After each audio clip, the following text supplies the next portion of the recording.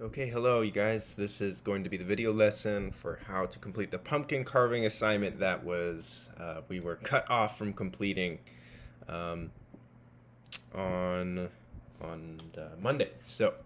We're just gonna jump right into it, you guys. If I'm gonna start from the beginning for those of you guys who weren't able to attend or couldn't see how to do this, I'll start from the very beginning. So the first thing we want to do is Google a pumpkin carving. So this was for Halloween, so find yourself a good pumpkin carving. I'm gonna go ahead to my favorite place to get photos, and I'm gonna look up pumpkin on unsplash.com, and I'm gonna find a pumpkin that I like. Now the pumpkin I used was this one, so I'm just gonna use the same one. So I will take my pumpkin. You're gonna save your pumpkin, save it to your downloads folder, save it to your documents folder. Just have your pumpkin, name it pumpkin, so that it is saved onto your computer. Okay, so once you have your pumpkin picked out, and you can also use Google Images for this one. You don't have to use Unsplash. I'll take anything. Go ahead and hop over to Pixlr.com. That's Pixlr.com. And when you get into Pixlr, you're going to open up the advanced Pixlr. We're not going to be using the basic or the playful version. We're going to be using the advanced one so we can get into some real Photoshop skills. So open up your advanced Pixlr. There's a couple photos I was working on before and did demonstrations with.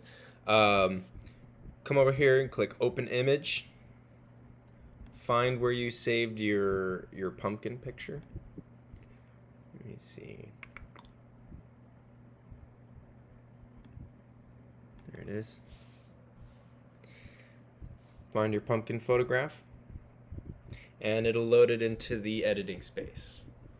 Okay, so this might change based on what kind of photo that you're using. If you're using like a different sort of pumpkin that doesn't have eyes, it might be a little bit different, but here's what you're going to want to do. The first thing I like to do when I start editing photos or getting into the photo editing space is to create a background. So in that case, if I mess up, I can reset my photograph and I don't have to reload everything. So I always create a copy of the photograph. So to do that, you come over here to where the three little buttons are right here, and you hit that.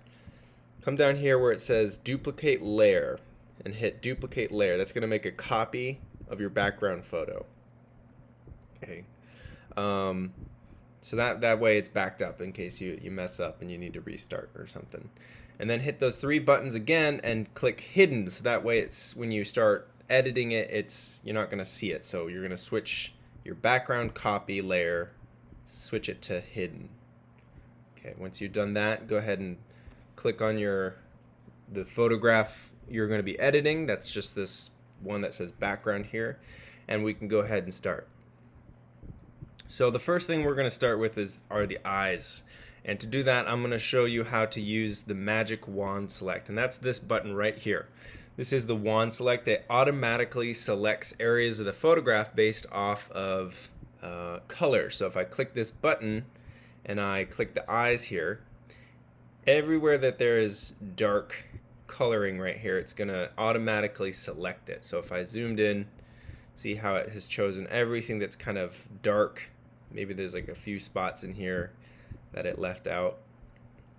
So that is what the magic wand does. And so, if I were to pick, it gets kind of confused if you click areas where there's a lot of different colors going on. So like if I clicked out here on the grass, see, it might pick, if I zoomed in here, it might pick a bunch of different things like this, everything that looks like a blade of grass, but see how it's left out all these brown leaves.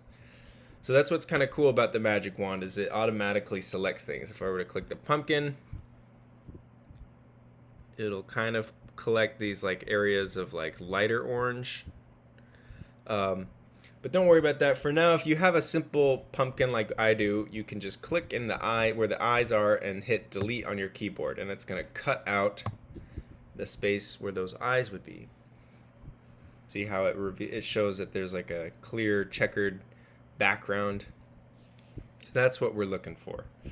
So after you've cut out the eyes, and let's say you had a pumpkin that was giving you problems, and when you clicked it, it like selected areas that you didn't want selected.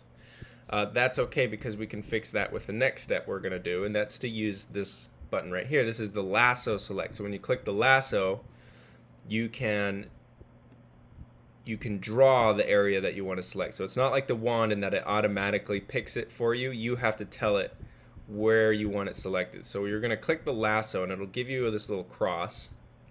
And holding down your mouse, you can just trace out your pumpkin. Boom. And once you have it traced out, once you've drawn a circle around your pumpkin and it kind of lights up like this, you're gonna want to cut out everything except your pumpkin. So right now everything that I've drawn a circle around, it's selected. So if I hit delete, it'll delete my pumpkin, which isn't what I want. I want everything else to be deleted. So in order to select everything else, I have to invert my selection. To do that, you come up here and you hit this button, select, scroll down here to where it says invert selection. And when you click that, it selects everything except your pumpkin. Now you can hit delete, and you're left with one pumpkin head, which is what we want to be getting to. Oops. So now at this point, if you wanted to come through and sort of clean up your pumpkin, you could maybe take the magic wand and zoom in, and you could start cleaning off the edges if you want to be a little bit more accurate. It's always good. But I don't mind if you guys just simply turn in your pumpkin head like this. It's just to introduce the idea of the magic wand and the lasso. And so this is a pretty basic Photoshop photo editing skill to have. I always used to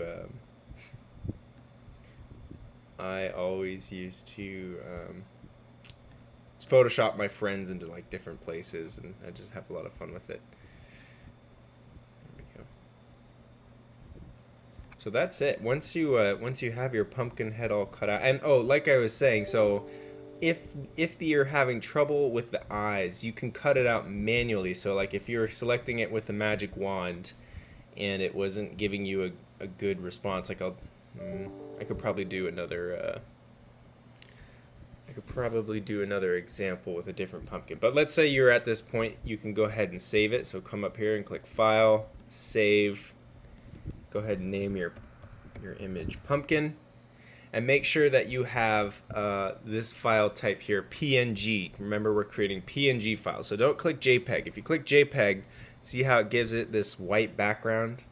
That's not what we want. We want a clear, transparent background. You should be seeing the checkers behind it.